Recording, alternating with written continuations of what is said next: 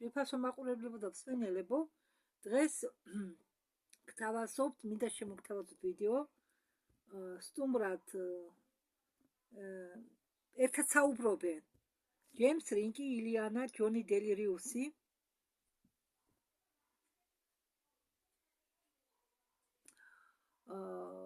ილიანა და ჯეიმს რინკი ყავს სტუმრად ჯონ დელირიუსს.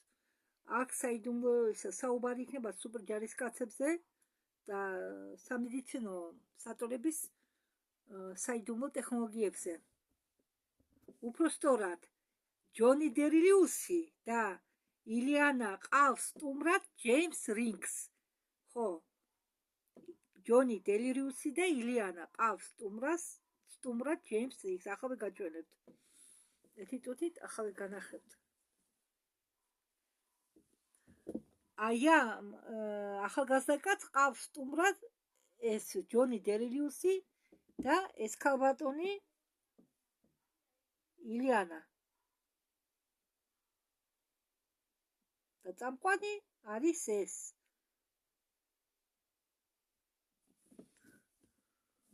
ანუ ჯეიმს რინკი. ჯონი დელირიუსი არის რედაქტორი,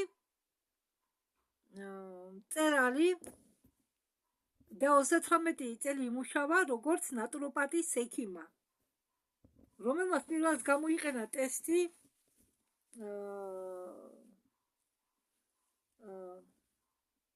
თმის ფოლიკულებზე. ამ ჯონმა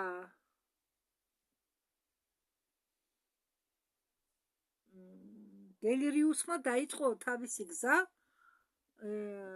იმის შემდეგო, როდესაც დაემართა ინფექცია ჰეპატიტი C და ჰქონდაო 86%-იანი ცეროზი ღვიძლის და ღვიძლზე იყო ისენი, როგორ გითხრათ, რუბეც ჭრილობის შემდეგ რომ რჩება შრამი, მაგდაგვარი შრამები ჰქონდა ღვიძლზე. ხო, მას შეატყობინესო, რომ მას ეჭიროებაო ღვიძლის გადანერგვა და სიცოცხლის ვადა მას დარჩა 6 თვე და ამ დროს, როდესაც ეს იყო ავად ეს ჯონი, ის გაიტაცეს რუხების ჯგუფმა, უცხოპლანეტელებმა რუხებმა, რომლებიც ცნობილია როგორც არქიეფრიზოლები, არქიეფრიზოვცი რუსულად, რომლებაც ასწავლეს ის სამკურნალო პროტოკოლების ახალი სამკურნალო პროტოკოლების ათვისება. მას ასწავლეს ახალი სამკურნალო პროტოკოლების ათვისება, რომლებიც დაეხმარა ბევრ სპეციალისტებს, მათ შორის დანტისტები, ექიმები, იურისტები, რომლებსაც არ უნდათ ქიმიკატები ან ნარკოტიკები. ყველა ქირურგიული ჩარევები და ქიმიოთერაპია, რომლებიც ითვლებოდა ერთ-ერთი უიმედო დაავადების მკურნალობის მეთოდად და რომლებიც ითვლებოდა ლეტალური და ამჟამად ჯონ დელირიუსს არ აქვს არც ჰეპატიტი, არც ეს შრამები ღვიძლზე. ექიმი ჯონი თანამშრომლობს 5 უმსხვილესი მსოფლიო ლაბორატორიებთან და თანამშრომლობს ლაბორატორიასთან, რომელიც აწარმოებს სკალარულ მკურნალობას. ხო, და ეს სკალარული მკურნალობა არის დამუშავებული ტესლას მიერ და ამის ტექნოლოგიებიც გამოიგონა ტესლამ და ეს სკალარული მკურნალობა ეხმარება გაახალგაზრდოს ადამიანის სხეული და ამისთვის შექმნა სპეციალური ტექნოლოგიური სამედიცინო საწოლები. აგრეთვე ტესლას ბიოხირურგიული საშუალებები. და ჩვენ ვაპირებთო შევჩერდეთო ამ თემაზე და ეს თემა სიღრმისეულად გავარჩიოთო. აგრეთვე დოქტორი, რა ქვია ამ დოქტორს, ჯონი დელირიუსი მუშაობს კიდევ სხვა საწოლებზე, რომლებიც ჩანერგვა უნდა თავის კლინიკაში და სხვა კლინიკებში. სიტყვა გადაეცა ჯონი დელირიუსს. ყველაფერი ეს კეთებაო იმისთვის, რომ გახდიო გადარჩენის ოსტატი. როდესაც თქვენ გახდებითო გადარჩენის ოსტატი, თქვენ შეძლებთო გადარჩენას ყველა სიტუაციაშიო. ახლა კი წამყვანმა მიმართა ილიანას ქალბატონს. ხო, ილიანა არის ილიანას ეუბნება, შენ ხარ ვარსკვლავური მოგზაური. ხო, ილიანა მართლა ვარსკვლავური მოგზაურია. ხო, ილიანა არისო 60 წლიანი თანამშრომელი სადაზვერვო სააგენტოს.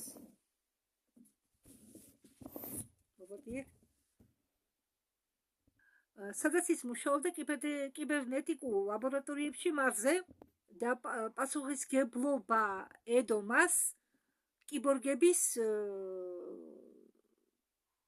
გამოშვებასთან დაკავშირებით და მათ ტექნოლოგიური პროფილაქტიკის მხრივ. და თავის მიწიერ ცხოვრებაში ის არის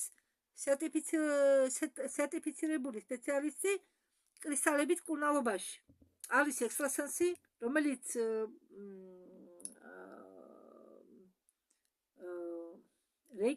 რეიკის პრაქტიკით არის დაკავებული, არის შამანი და არის გერითი მკურნალობის სპეციალისტი. ილიანა ეკითხება ჯეიმსი კი წამყვანი, გაქვთ თუ არა რამე დასამატებელი იმ ჩემ ნათქვამთანო. ილიანა ამბობს, რომ მე ვარო დაკავებული მოიცადეთ რა თქვა ინსტინქტური ჩვენელიგით. ვარო დაკავებული სულის დაბრუნებით და წარსულ ცხოვრებებს კითხულობო. აგრეთვე ჩემ საიტზე ვებგვერდზე არისო ვარსკვლავური მოგზაურის მესიჯები. მე აგრეთვე მუშაობდი ჰოლოგრაფიულ ტექნოლოგიებთან, ჰოლოგრაფიულ სამედიცინო სატოლების ტექნოლოგიებთან მუშაობდიო. აგრეთვე მარსის და კიბერნეტიკის ლაბორატორიებში მე მათ ვუწოდებ ჰოლოგრაფიულ სამედიცინო კაფსულებს და არა ჰოლოგრაფიულ სამედიცინო სატოლებს. ჩვენ დღევანდელი დღისისო ჩავატარეთ ჯგუფური სამუშაო და ეს სლაიდები, რომელიც აქ იქნებოდა წარმოდგენილი, ამ სლაიდების შექმნაში მიიღეთო თქვენ ორივე მონაწილეობაო. ყველა მივიღეთო მონაწილეობა.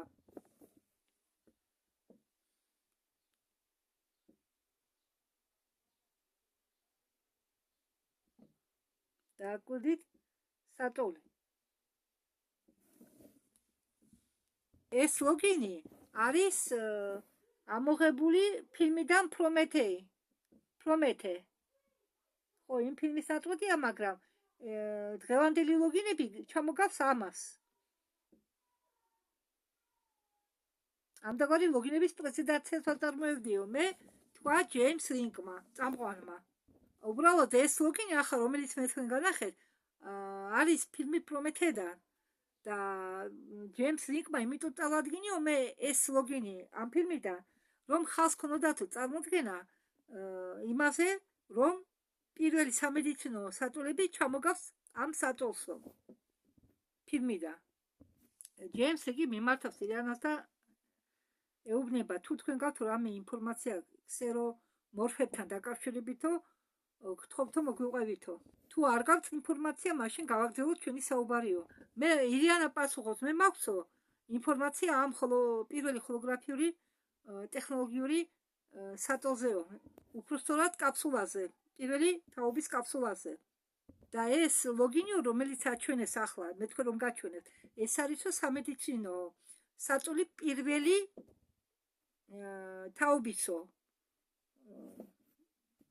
ეს სატოლი, რომელიც ახლა გაჩვენეთ, ეს სატოლი ეკუთვნისო პირველ თაობას. და ეს სატოლი მუშაოსო მხოლოდ ჰოლოგრაფიულ ტექნოლოგიაზე. ჰოლოგრაფიული ტექნოლოგიიდან გამომდინარე. და სინამდვილეში ეს სატოლი არც კი არის პლაზმური ან კრისტალური. ეს უბრალოდ არის ჰოლოგრაფიული ტექნოლოგია, რომელთანაც შეერთებულია ლაზერული დანადგარები. განკურნების მიზნით. ამაზეც საუბრობდი მე ჩემ წინა პრეზენტაციებში. სინამდვილეში ასე გამოიყურებოდა ყველაფერი და არა მხოლოდ ფილმ პრომეთეშიო. სინამდვილეში გამოიყურებოდა ასე ყველაფერი. მე ვაღიარებ, რომ ეს არის ძველი ტექნოლოგია სამედიცინო მომსახურებისო. მაგრამ ეს არ არისო ახალი ტექნოლოგია, ახალ ტექნოლოგია. და როგორც თქვენ თქვითო, ჯეიმს, ეს ლოგინი მიეკუთვნებაო პირველ თაობას. ჯეიმს რიკი აბოს, მოდი დავიწყოთო 51 წლიდან. როგორც მე ვარაუდობო, ეს იქნებოდა 21 აგვისტოს 1951 წელსო. გერმანელებმა მოაწერესო ხელი 8 წლიან ხელშეკრულებას, მოლაპარაკებას დრაკონებთან, რომელიც მათ აძლევდა საშუალებას გაეკონტროლებინათ ტექნოლოგიური განვითარება დედამიწაზე. რამდენიმე აკრ სანაცვლოდ, რის სანაცვლოდ ისინი მიიღებდნენ თვალეზე რამდენიმე აკრ მიწას. მაგას მას იმიტომ მოიხსნენ, რომ იყვნენ მიჭყნდილი კუთხეში მეორე მსოფლიო ომის დროს და ამდაგვარად დრაკონიელები პასუხს აგებდნენ. დრაკონიელები, რომლებთანაც ხელშეკრულება დადეს გერმანელებმა, აგებდნენ პასუხს დედამიწების განვითარებაზე, ტექნოლოგიურ განვითარებაზე. ახლა კი გადავადგილდეთ 1952 წელს, როდესაც გარდაიცვალა ნიკოლა ტესლა. ტესლა მოკვდა 1953 წელს, მაგრამ 52 წელს ის მუშაობდა ზარზე, კალაკოჩიკ მარყურზე და ახლა ჩვენ ცოტა ვისაუბროთო ამ კალაკოჩიკეზე, მარყუჟიან კალაკოჩიკეზე, კალაკოჩიკ ზარი, ოღონ უზარმაზარი ზარი. ზარი წარმოიდგინეთ, რომ რეკავს საეკლესიო ზარი, მიახლოებით შეიძლება მეტიც არის ზომით როგორია და თან ამ ზარზე მიმაგრებული მარყუშიანი ზარი. ხო, ასეთი ისაა პროექტი მარყუშიანი ზარი. დელაკის პროტოტიპი, რომელიც მან ააშენა სარდაფში, ნიუ-იორკერში შენობის დასახელება, რომელსაც უნდა განვითარებიეთ ჩვენ ყველა დაავადებებისგან, შიმშილისგან და დაბლებისაგან. შემდეგ გადავინაცვლოთ 50-იან წლებში. გერმანელები იღებენ წოდებას SS-ი, როგორც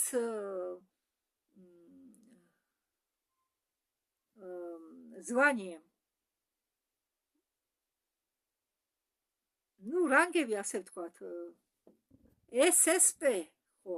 ეს გერმანელები გახდებიან ის გერმანელები, ანტარქტიდელი გერმანელები, რომლებიც ახლა ცხოვრობენ მარსზე და მთვარეზე. მაგრამ მაგათმა მიიღეს სწობა სამედიცინო დანადგარებთან და მე გავარკვიო, რომ ეს იყო დოქტორ გაბრიელი. მოგვიანებით პრეზენტაციის მსვლელობის დროს ჩვენ გავეცნობით დოქტორ გაბრიელის ნამუშევრებს. შემდეგ 1967 წელს ამერიკაში კომპანია ტროპში 67-დან 71 წლების ჩათვლით იყო დამუშავებული ტექნოლოგია MedBed-ი. ანუ ინგლისურიდან რომ გადათარგმნო სამედიცინო ლოგინები. MedBed-ი, Med სამედიცინო, Bed-ი ლოგინი. ხო, ამდაგვარ მტკიცებულებებს შემოგთავაზეს დოქტორ უილიამ ტოპკინსი და მოგვიანებით ჩვენ ვისაუბრებთ ცოტა დოქტორ უილიამ ტოპკინზე, რომელიც სამწუხაროდ არ არის დღეს ცოცხალი. ილიანა თხოვს ჯეიმს რინგს ათქმევინოს რაღაც.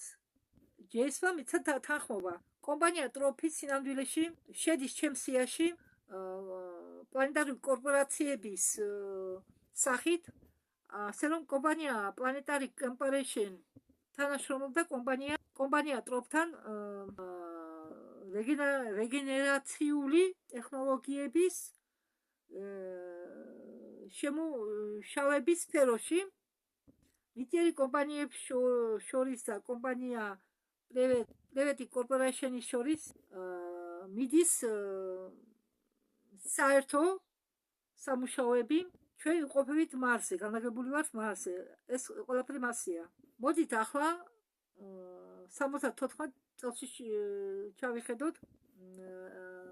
ანტონმა პროექტმა შექმნა მაგნიტური მანქანა. ბარდო, ეს იყო სადღაც 70-იან წლების დასაწყისი. მან გამოიყენა ელექტრომაგნიტური ველი დროის უკანა თulis ჩათვლით, უпроსორა დროის უკანა ჩათვლის დასაფიქსირებლად იაჩეკებში და ეს ტექნოლოგია იყო დახურული და კლიკამ ჩაიგდო ის თავიანთ ხელში 1990-იან წელში, უბრალოდ 1980-იან წელში რენტგენი მეთქე. რეიგანი იყო გაგიჟებული იმით თუ როგორ განვითარდნენ გერმანელები. ვოიაჟერი თურმე, ეს ვოიაჟერი, რომელიც გაუშვენ თითქოს სისტემის შესასწავლად. სინამდვილეში ეს ვოიაჟერები იყო გაშვებული გერმანელების საშპიონოდ. ესე იგი, უთათვალებდნენ გერმანელებს და გერმანელებმა მიხვდნენ თუ რა პრობლემა შეექმნათ მათ. ხო, უილიამ ტომკინს თუ მოусმენთ, მზის დაცვა არსებობდა 1998 წლამდე. მას უბრალოდ ჰქონდა სხვა დასახელება. ნასარა იყო პროექტი ნასარა შეჩერებული, როდესაც დაიშალა ბუშის ხელმძღვანელობა, ჯერ ხომ მოვიდა უფროსი ბუში, მერე მოვიდა უმცროსი ბუში. და იმ მომენტის ის კიდევ მოხდა ეს 11 სექტემბრის ტერაქტი. და ამ ყველაფერს შეაჩერა პროექტი ამ სამედიცინო მოგინების საწოლებისა. თან არავის უნდოდა ამ პროექტის განვითარება. ამ პროექტის დაფინანსება შეწყდა, არ აწყდათ მათ ამ სამედიცინო საწოლების განვითარება.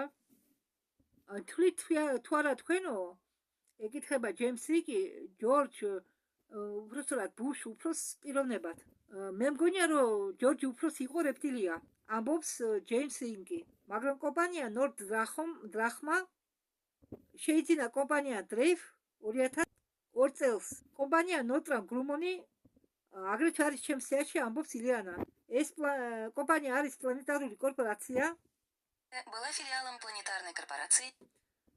და ის იყო ფილიალი პლანეტარული კორპორაციისა და რჩება ამათ ახლაც.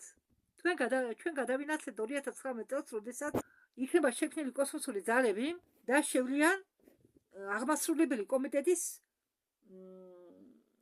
შემადგენლობაში. ექსარი, ანუ საერთაშორისო პლანეტარული კონგლომერატი. ვინც არის ის მართვით, ისინი არიან საქოლგო ორგანიზაციები,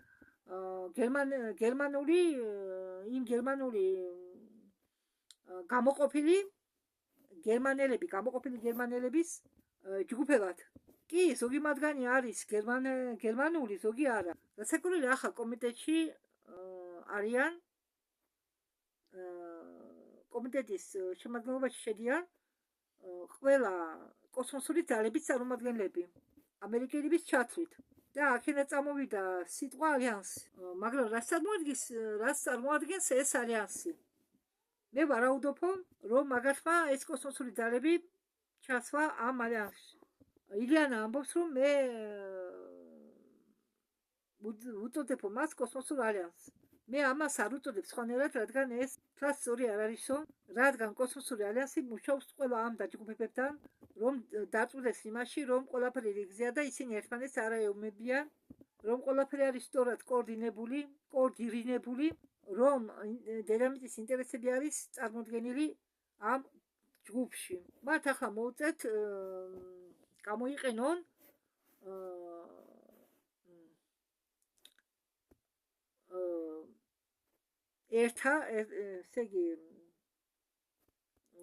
ერთიანი მათ მოუწევთ გამოიყენონ ერთიანი რესურსები. მაგიდომ არსებობს კოსმოსური ალიანსი, რომ ყველასი კანონები იყოს, ყველასი უფლებები იყოს დაცული. აგრეთვე კოსმოსური ალიანსი თანამშრომლობს ამერიკის კოსმოსურ ძალებთან და ამერიკის სამხედრო ძალებთან. ჯეიმს რიკი ამბობს, მოდით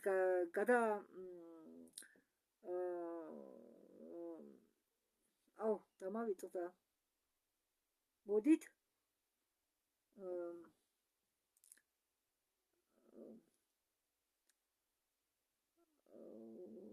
ნახოთ, უბრალოდ მოდით გავარკვიოთ რა მოხდა 2001 წელს. მაპატიეთ 2021 წელს.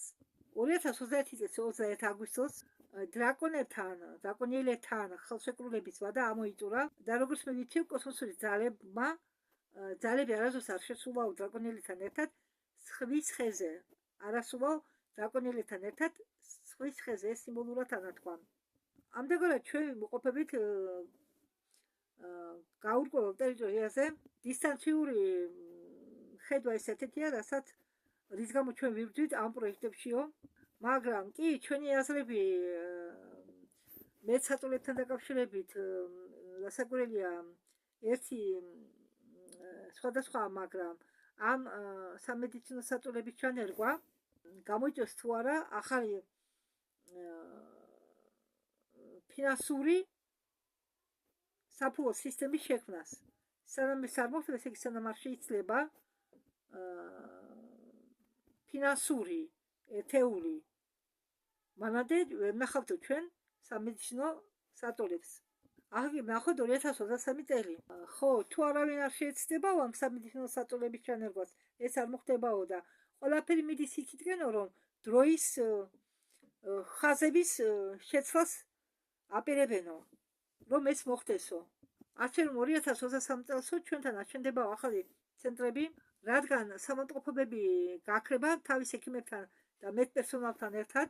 2024 წელს ქსელში გამოჩნდება მოდელი პირველი თაობის მედსაწოლებისა, რომლებიც გამოიყენებოდეს იქნება იმისთვის, რომ დაზიანებული ქსოვილები შეახორცოს. მედსაწოლების მეორე თაობას შეძლებენ განკურნონ ფსიქიკა, ისევე როგორც ქსოვილები და დაავადებები. მესამე თაობა მედსაწოლებისა კი ახალ მოდიფიკაცია განკურნებისა სულისა ეფირულ დონეზე. ვინმეს გაქვთ შეკითხვები? ამბობს ჯენრიკი. ირთვება ილიანა. ჩემი პროგნოზებითო პლანეტარული კორპორაციამ უნდა წარადგინოს სამედიცინო საწოლები დედამიწაზე 2080 წლისთვის. ასე რომ იმ გრაფიკის თანახმად სამედიცინო ჰოლოგრაფიული საწოლების დასანერგად პლანეტარული გვამებისთვის. ხო, ესე იგი აპირებენ ჰოლოგრაფიული კაფსულების ჩანერგვას გვამებისთვის, ესე იგი გარდაცვლილებისთვის. გამოდის, რომ ყველა პროგრამას აქვს თავისი სხვადასხვა დროის ჩარჩოები. ხო, და გრაფიკის მიხედვით თავისი დრო აქვს, ხო, და თავის რიგს ელოდება და ეს საწოლები, ესე იგი, ჩაინერგება რიგრიგობით, როდესაც მაგის დრო მოვა. საინტერესოა გავიგოთ, თუ სინამდვილეში რა მოხდება 2027 წლისთვის. რადგან ძალიან მაინტერესებს გამოაჩენეთ თუ არა სამედიცინო საწოლები. სამედიცინო ლოგინების ჩანერგვა დატოვებს ბევრს უმუშევას სამედიცინო სფეროში და თუ ეს კომპანიები შეძლებენ ასეთ ინოვაციების ჩანერგვა, როგორც ტექნოლოგიების ჩანერგვა ლოგინების, ტერაპევტიული კლონირების ტექნოლოგიას შეიძლება ისინი გადაარჩინონ. ხო,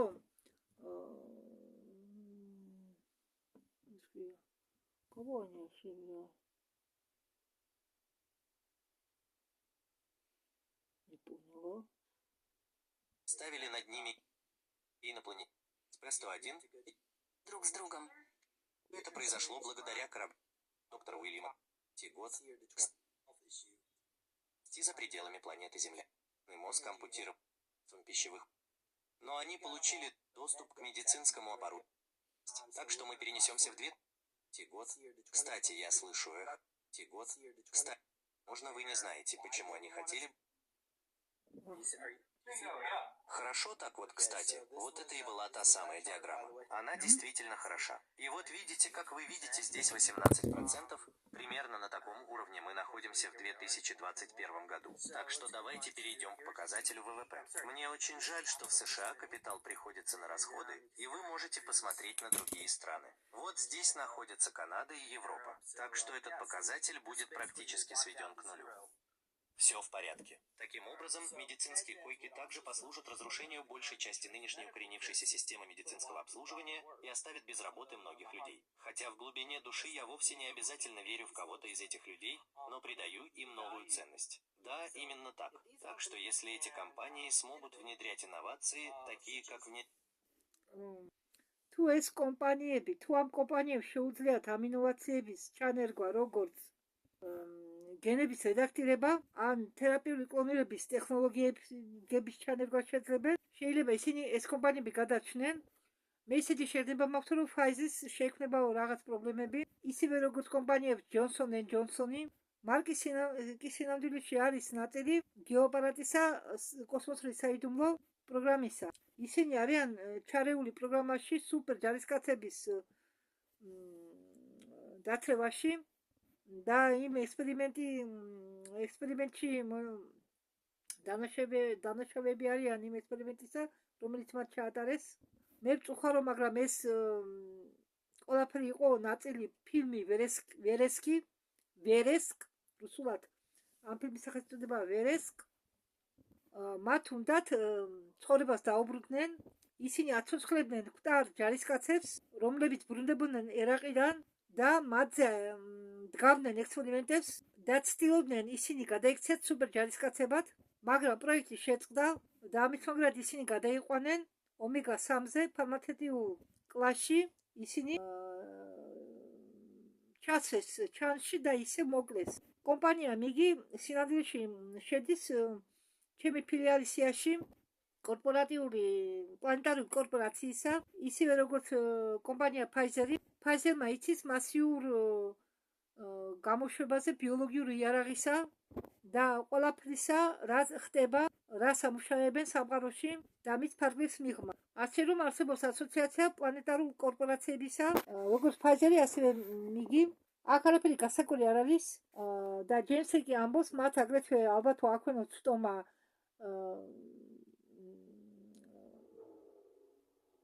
ბიოლოგიურ შეარაღებასთან ვირუსებზე, წვდომა ვირუსებზე, რომლებსაც აგრეთვე ღებულობენ სხვა პლანეტებიდან. საუბარია ნანო ნაწილაკებზე, ხელოვნური ინტელექტისა. ილიანა ადასტურებს, რომ ხო ეს მასე არისო, ხო და ამიტომ არა გასაკვირი ფაიზერმა რამე ვირუსი გადმოგდო ჩვენ. უпростоრად, როდესაც რამე ვირუსი შეგვეყლებაო, კომპანია ფაიზერი გახდებაო ერთ-ერთი პირველი კომპანია, რომელსაც მიცემენ ნებართვას მასიურ გამოშვებაზე ამ ვირუსის ვაქცინებისა, როგორც ეს იყო გაკეთებული ახლა. ხო, იმ ვირუსის სახელს არ ამბობენ, რომლითაც ხალხი დაავადდა 20 წლისთვის ეპიდემია რომ იყო, ხო, ფაიზერის ვაქცინები შემოვიდა მაშინ და ბევრი ხალხი მოკლა ამ ვაქცინებმა. ამბობენ შიგ ნანო ნაწილაკები იყო ჩადებული. სამედიცინო საწოლებს შეუძლიათ სიცოცხლე გაახანძლიონ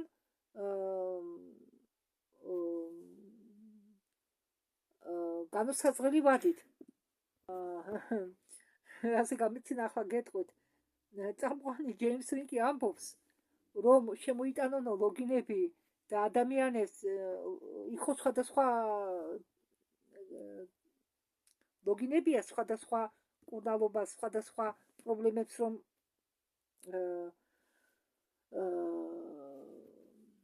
აკრობს და ხომ არის იქ ერთ-ერთი ლოგინი დაბერების საწინააღმდეგო და ამ ლოგინების შემოტანა არ აწყობს ფინანსურ სისტემას, რადგან ჯანმრთელობის სწრახულგებს რამდენს არიგებენ იცით? და თუ ხალხმა გაიხანძლივა სიცოცხლე და გაიუმჯობესა ჯანმრთელობა, ხო ეს შემოსავლის შემცირებაა, ჯანდაცვის დაზღვევის გზით, ჯანდაცვას ამ დაზღვევის გზით, ადამიანის ჯანმრთელობის დაზღვევის გზით შემოსავალი გაუქმდება. არ იქნება შემოსავალი და ეს მათ არ აწყობს, რომ ადამიანებმა გაიხანძლიონ სიცოცხლე. და აგრეთვე არავის უნდა პენსია უხადოს ხანძლივად მცხოვრებ ადამიანებს. თუ ადამიანმა სიბერე გაიხანძლივა, მათზე მოუწევთ პენსიების გადახდა, ხო? მოუწევთ თანხის გაზრდა საპენსიო ფონდში. ამის გაკეთება კი არავის არ სურს. ხო და ეს ფინანსური ორგანიზაციები, რასაკვირველია, იმის წინააღმდეგი იქნებიან, რომ შემოიტანონ მედიცინური საწოლები. სანამ ეს ამას ხო და ამის გაკეთებას ვერ შეძლებენ მანამ, სანამ ეს ფინანსური ორგანიზაციები ვერ შეიგნებენ თუ რა არის იყო ადამიანი. ხო და ჯეიმს რიკი ამბობს, ვიც ცალკეულ ადამიანს ჩემ არხს იცითო, რომ არსებობს ობლიგაციები დაბადების მოწყობასთან დაკავშირებითო. ყოველ მაგათში ჩადებულია $1,000,000 და ამ თანხებს, რომელსაც ისინი გამოგვიყოფენ ჩვენ სოციალურ საჭიროებების თანახმად შეიცავს მცირე თანხას. ხო, ესე იგი ჩვენ გვაძლევენ ცოტა ფულს და დანარჩენ ფულს აგზავნიან პლანეტის გაღმა, პლანეტის ფარგლებს მიღმა და აფინანსებენ თავიანთ კოსმოსურ პროგრამებს. ამიტომ არ აწყობთ მათ სისტემური ამ ფინანსური სისტემის გადახედვა. და სიახლეები პირდაპირ აწყავს მათ ფინანსურ მდგომარეობაზე. შემდეგ საიდან მოიტანენ ფულებს, რომ თავისი კოსმოსური პროგრამები დააფინანსო? ჯენსენგი ამბობს, რომ არის ორგანიზაციები, რომლებიც ზევიდან უყურებენ ისეთ ხალხს, ვინც ცნობიერებით არ არიან ისე მაღლები, როგორც ისინი და მათ უყურებენო, როგორც ზედმეტ პირს, მჭამელებს. ხო და ეს საიდუმლო ორგანიზაციები ჭორებს აცხადებენ, რომ დედამიწა გადატვირთულია, თითქოს გადატვირთულია და არსებობს ისეთი ტექნოლოგიები, რომ იყოსო დედამიწა გადატვირთული, მაშინ ასე ტექნოლოგიებს არ გამოუშვებნენო. ხო, უკტავებასთან დაკავშირებული ტექნოლოგიები, რომლებიც ახანძლებენ სიცოცხლეს. გადატვირთული რო იყოს დედამიწა, მაშინ ამ ტექნოლოგიებს არ გამოუშვებდნენ. სიბერის წინააღმდეგ საწოლები არსებობს, უკტავების გახანძლებების საწოლები, იგივე სიბერის საწინააღმდეგო საწოლი. ამ ტექნოლოგიებს ხომ არ შექმნიდან, რომ გადატვირთული იყოს დედამიწა. ერთმანეთს ეწინააღმდეგება მათი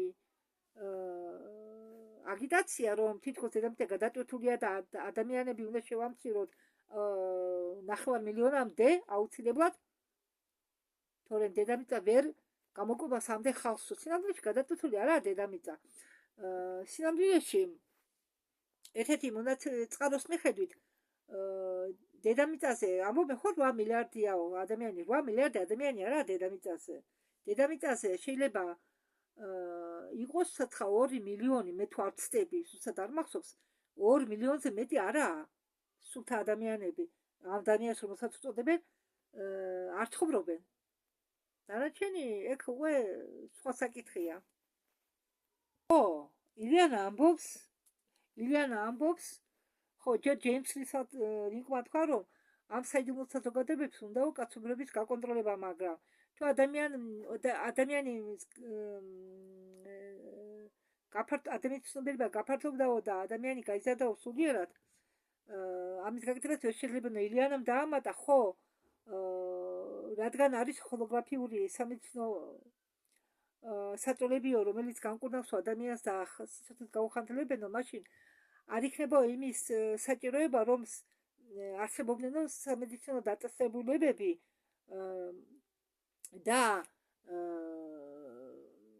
ესე იგი ისინი ვერ შეძლებნო ადამიანების გაკონტროლებას და ჩვენ ხო და ეს ჰოლოგრაფიული ლოგინები განკურნავენ ადამიანებს. ესე იგი მათ არ დაჭირდებათო მომავალში მათთან ისლა, რომ განკურნოს. სინამდვილეში ახლა ერთ-ერთი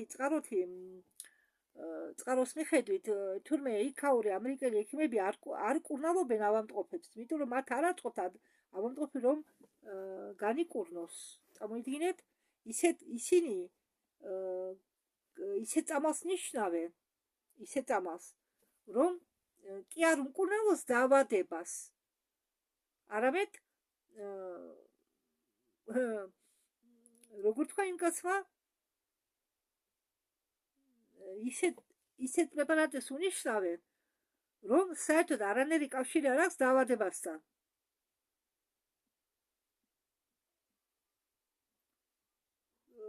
ტყუილად უნიშნავენ პრეპარატს, რაღაც სხვა მიზეზს ეძებენ, ხო და თითქოს მასია საჭირო.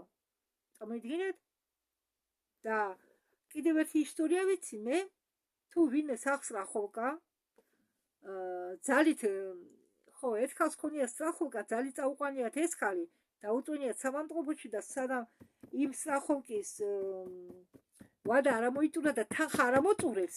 სანამ იმ სტახოვკის თანხა არ მოწურეს. რატომ და ფული სჭირდებოდა დაწესებულებას. ხო და ის ქალი მალავ ყავდა ნაძალადებად დაწესებულებაში, სანამ თანხა არ მოიწურა და შემდგომ გამოუშვენ გარეთ. ძალით უმკურნალეს ქალს, რა უმკურნალეს ვინ იცის. ასეთი შემთხვევები ბევრია. ხო და ეს სამედიცინო საწოლების ჩანერგვა უნდა დაემთხვეს კოსმოსურ მოგზაურობებს, რადგან ადამიანები განვითარდნენ თავის პლანეტის მიღმა. ხო, როდესაც მოგზაურობები დაიწყება კოსმოსში, შეიძლება რომელიღაც უცხოპლანეტურ ცივილიზაციას არ მოეტონოთო, რომ დედამიწელები მოგზაურებუნო მათ ტერიტორიებზე, მაგრამ მათაც მოუტევთო გაზრდა სულიერად, რადგან ყველაფერი იცვლება და მაგათმა უნდა მიიღონო ეს ცვლილებები, თუ უნდათო განვითარება. სამყარო, სადაც ჩვენ ვიყოფებითო, ესე იგი, ხარს უჭერსო ელექტროველი, რომელიც დინამიკურად მოქმედებსო დედამიწაზე და დედამიწაზე არ არისო ხაოსი. ხო. და ამ ველს ქვია ელფის ველი. ეს არის რაღაც ისეთი უცნაური გვარია თქვა. ხო, ერთი მეცნიერის გამოკვლევაა ეს, რომელმაც აღმოაჩინა ელფის ველი. სადაც უნდა განსაზღვრო მოძრაობა ყველა დამუხტული ნაწილაკებისა.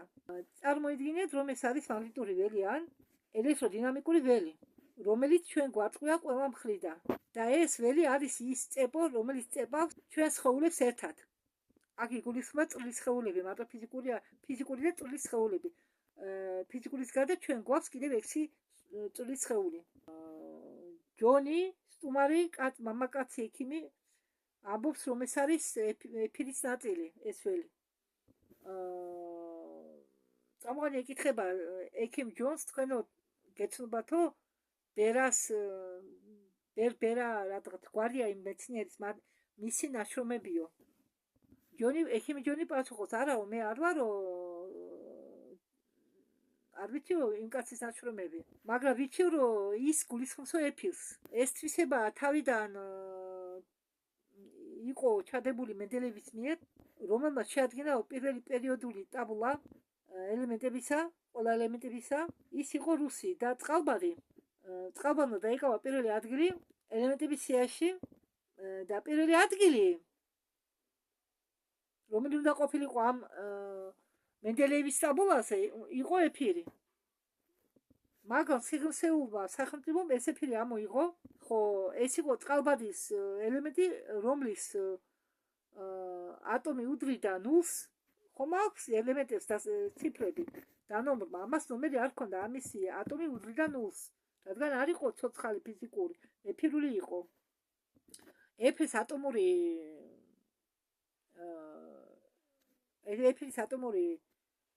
ერთეული უდრის ნულს და აღინიშნება როგორც წყალბადის ნიშანი ხაში.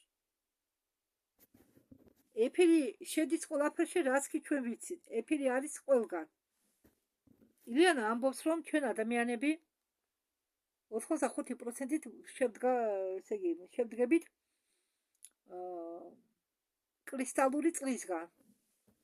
და ჩვენ გვაქვს ელექტრომაგნიტური სიხშირე, რომელიც არტყია ჩვენ სხეულს გარშემო, რომელიც კვებავს ჩვენ სხეულს ენერგიებით, ხო, ჩვენ გვაძლევს ენერგიას.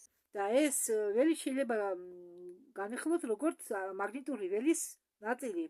და რაც ამ სხეულის გარშემო არის, მას უწოდებენ ენერგეტიკულ ველს. რობერტ ბაკერმა გამოიყენაო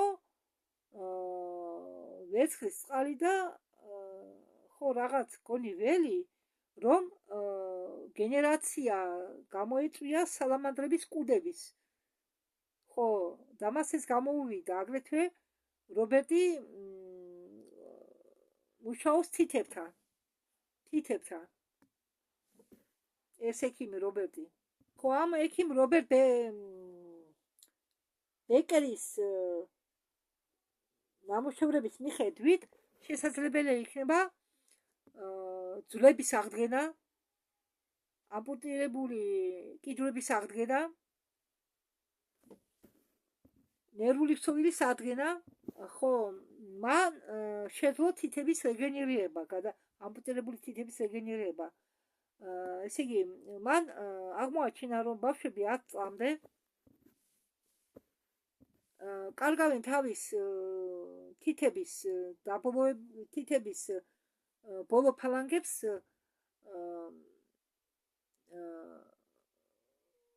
შემთხვევების გამო და ამ ექიმმა რობერტ ბეკერმა შეძლო ამ თითების ამ ამპუტირებული ბოლო ფალანგების აღდგენა ერთი თვის განმავლობაში. არის არსებობს ასეთი რუსულად стволовые клетки. ეს стволовые клетки არის ბევრი პლანცეტაში, როდესაც ბავშვი იბადება. და ჩემი ახალგაზრდობის დროს იყო ამაზე საუბარი მაშინ უკვე, რომ თუ ამ ბავშვის ეს стволовые клетки პლანცეტიდან გამოიტანო და შეინახო, როდესაც ბავშვი დაუშვათ დიდობაში გახდება ალბათ, შეუძლია ეს თავისი стволовые клетки გამოიყენოს იმისთვის, რომ რეგენერაცია გაუკეთოს თავის რომელიმე სხეულის ნაწილს. Сливом бря. თითუთით ახალ თითუთით стволовые клетки ყოფილა ღეროვანი უჯრედები. დეიკრემს რინგი ამბობს, რა არისო დაბერება ეს არისო თქვენი დნმ-ების დანგრევა რეგენერაციის გამო. თქვენი დნმ მთელი ცხოვრების განმავლობაში იწვრთნება სტრესით. დნმ-ის დავადებული ნაწილი დასახმარებლად მიმართავს დნმ-ის სხვა ჯანმრთელ ნაწილებს და იყენებს იმ დაზიანებული ორგანოს აღსადგენად. და ეს დაზიანებული დნმ აგრძელებს გაზრდას სიჩქარით და დროდახანის განმავლობაში ამ დნმ-ის დაზიანებების გამო ზიანდება მოკლე ტელომერები თქვენი ორგანიზმისა, ქრომოსომები იგულისხმება და ჩვენი ღეროვანი უჯრედების გამომუშავება ქვეითდება წელიწადში 1%-ით. ამიტომ ჩვენ ბუნებრივად ცხოვრობთ მიახლოებით 100 წლამდე, ზოგი მეტ ცხოვრობს. კი, ზოგი ცხოვრობს 100 წელს, მაგრამ ხარისხი მისი ცხოვრების დაბალია. და ამ ღეროვანი უჯრედების გამომუშავება რეგულირდება მე-11 დიფერენცირებული ზრდის ჰორმონით ალბათ. თქვენ შეგიძლიათ ეს პეპტინი, რომელიც ეხმარება სხეულს, იშოვოთ $50, მაგრამ მას საერთოდ არ ურჩევს ამერიკის სამედიცინო ორგანიზაცია. ხო და ეს ფოქსი 4 გამოკვლევების დროს ვირთხებზე გამოკვლევების დროს და ეს გამოკვლევა შედგება იმაში, რომ ახალგაზრდა ვირთხის სისხლს იღებენ და შეყავთ ბებერი ვირთხის ორგანიზმში. პეპტინი D11 ყოფილა ის ნივთიერება, რომელიც გაახალგაზრდა ის ბებერი ვირთხა. და ამ ტესტი შეწყვეტეს, რადგან ახალგაზრდა ვირთხა შეეცადა მოიჭამა თავი ძველ ვირთხაზე, ბებერ ვირთხაზე. სამყაროში არის კომპანია, რომელიც ამდაგვარი მეთოდით ცდილობს ახალგაზრდები ადამიანებისგან სისხლის შეგროვებას. ილიანა ამბობს, რომ ჩვენ შეგვიძლია ადამიანის ღეროვანი უჯრედები გამოვიყენოთ ადამიანის სხეულის რეგენერირებისთვის, აგრეთვე პლაზმოთერაპია. ეს თერაპია ძალიან ეხმარება ზოგიერთ დაავადებების დროს. ჯონი დერილიუსმა თქვა, რომ უფრო მეტიცო ღეროვანი უჯრედები მე ჩემ პაციენტებს ვაგზავნიო ან კოსტა-რიკაში, ან კიდე თქვა მეორე ქვეყანა, ხო, საიდანაც მოაქვენო ღეროვანი უჯრედები. და კიდევ მე ვურჩევ მათ, ვისაც პარკინსონის დაავადება აქვს ან აუტიზმის დაავადება, ეს ღეროვანი უჯრედები შეაყვანინონ ზურგის ტვინში. ხო, კოსტა-რიკა, მექსიკა და კოლუმბიაში ასეთი რაღაცები ჩვეულებრივი ამბავია და ამერიკაში, კანადაში, დიდ ბრიტანეთში ეს აკრძალულია. ილიანა ამბობს, ილიანას ჰქონია 4 იმპლანტი. ხო და ერთ-ერთი ოქროს იმპლანტის სითხე გაჟონაო ტვინის რუხ ნივთიერებაში და მისიანაო ტვინი და მე იძულებული გახდო გამეკეთებია ოპერაცია კი ზოგი იმპლანტი ამომიღესო და დარჩაო რუბეცში შრამი და მეხსიერება დამიქვეითდაო, მაგრამ მე მაქვს ფოტოგრაფიული მეხსიერება და მე იძულებული ვარო პლაზმოთერაპია ჩავიტარო, რომ მეხსიერება არ დავკარგო. ხო და ის ამბობს ჯონი დერილიუსი, მე ვიკეთებო, მე შევამჩნიო, რომ ალცჰაიმერის დაავადების ნიშნები მქონდაო და როდესაც მე გავიკეთეო ხელოვანი უჯრედები შევიყვანეო ვენაში, ეს ალცჰაიმერის დაავადება გაქრაო. ხო, მე აღმიდგაო ის ნერო დაბოლოებები, რომელსაც იყო მიმაგრებული ჩემი იმპლანტები. ჯეიმს ფრენკი ამბობს, არსებობს სინთეტიკური პრეპარატები, რომლებიც აღადგენენ ამ დაზიანებულ დნმ-ს. ასევე არისო სინოლიტიკები, რომლებიც მიიღებაო ასეთ მომენტში. კურკუმა ფლობს კოგნიტიური მოქმედებით, ფენზინის იღებენო კლუბნიკიდან, ფიზატის თუ იღებთ, მაშინ ორმაგი დოზა უნდა მიიღოთო. ფოქსი 4 ეს არის ერთი კიდევ კინეტიკური საშუალება, მაგრამ ეს საშუალება ღირს $400. იცით რა, მე მგონია, მე წინა ვიდეო არა მაქვს წაშლილი, რადგან ეს მაჩვენებს ტაიმერი, რომ ახლა საცა გაითიშება 46 აჩვენებს 2 წამია დარჩენილი. ხო და ახლა ინტერნეტის ვადაც იწურება, მოდით მე თქვენ ამ ნაწილს აგიტვირთავთ და ნაჩვენს რომ ჩართავ ინტერნეტს მერე. კარგით, იმიტომ რომ ძალიან საინტერესო თემაა და ძალიან გრძელი ვიდეო ჩანს, ძალიან გრძელი ვიდეო. ხო, ამიტომ გადავწყვეტე შევჩერდე. ეს იქნება ამ ვიდეოს პირველი ნაწილი. მადლობა ყურადღებისთვის.